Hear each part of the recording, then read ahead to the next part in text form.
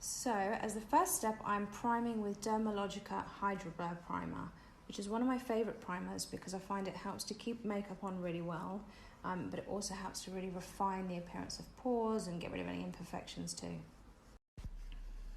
So using another one of my favourites today, this is Laura Mercier's Illuminating Tinted Moisturiser.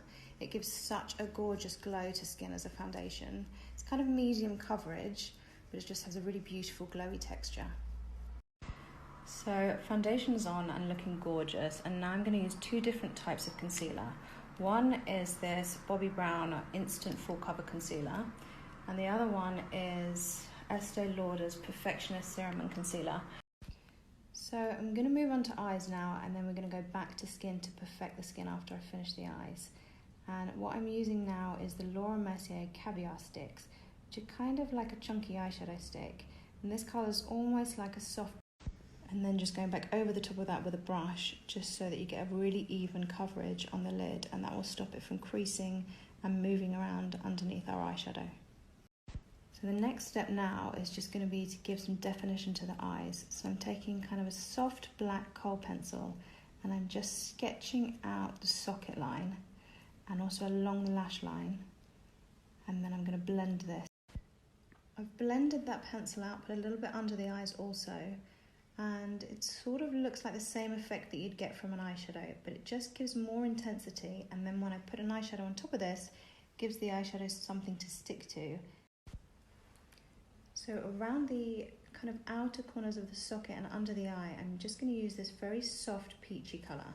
And it doesn't matter what colour eyeshadow you're going for, I always like to use these warm skin tones, just as I popped a little bit of black in the socket here and kind of all around, and I'm blending that, which is just going to give us that extra smokiness and more intensity.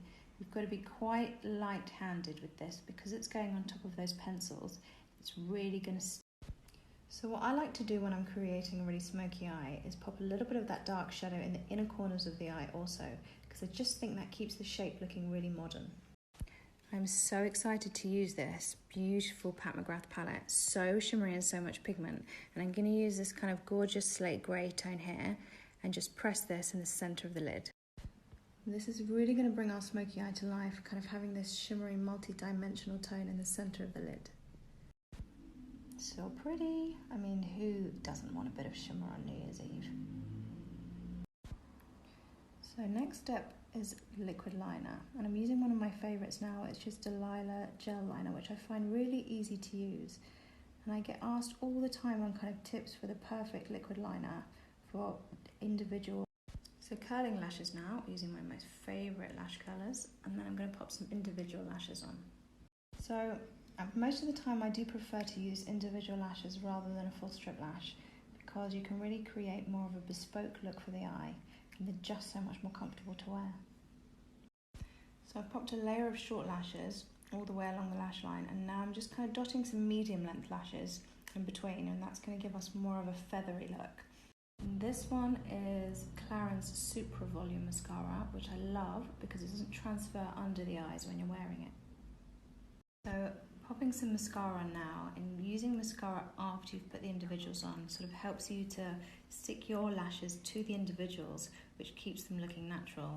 So eyes are done, and I'm going to move on to skin, and I want to keep skin looking really dewy and beautiful, so I'm popping a little bit of this Body Shop Cheek Stain directly onto a brush, and then I'm just going to use that just to buff into the skin to give that really natural. I'm going to pop a tiny bit of powder now, just in the centre of the face, and kind of use what's left on the brush to go all around.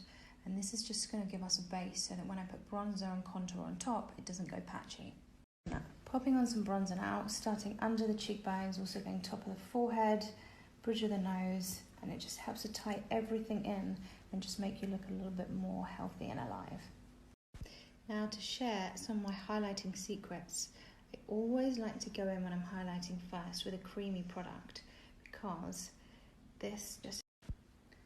So I'm just blending that out with a brush, and I'm also going to highlight the nose, just this little bit in between the brows here, the tip of the nose.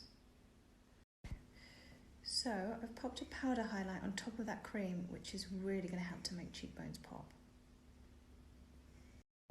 This is a question I get asked so much about how I do brows, and I always use soap brows with a little bit of setting spray, just taken with a spoolie and then combed through the brows before I apply anything else. Next, I'm using another one of my favourite brow products, which is Anastasia Beverly Hills Dip Brow, with a little angle brush. This one is from Smith Brushes, and I'm just making sure that I don't have too much product on the brow. And I want to keep this looking very full, but also super natural. So I'm really looking at the natural shape of the brows and just seeing if any areas need some extra work. So not too much underneath. It's so important to me that brows look like natural hair and never look like a block of colour. So I'm really just trying to replicate the natural shape and the natural way that the hair goes once this soap is through the brows, keeping them in place. I've picked quite a neutral lip colour because we've got this smoky eye, and I'm just slightly overdrawing the natural lip line to give us this fuller looking pout. And this looks super beautiful on you, and I'm just finishing the look now with a little bit of this Marc Jacobs gloss. So as a very last touch, because I can't resist, I'm just pressing a little bit of glitter into the centre of the eyelid.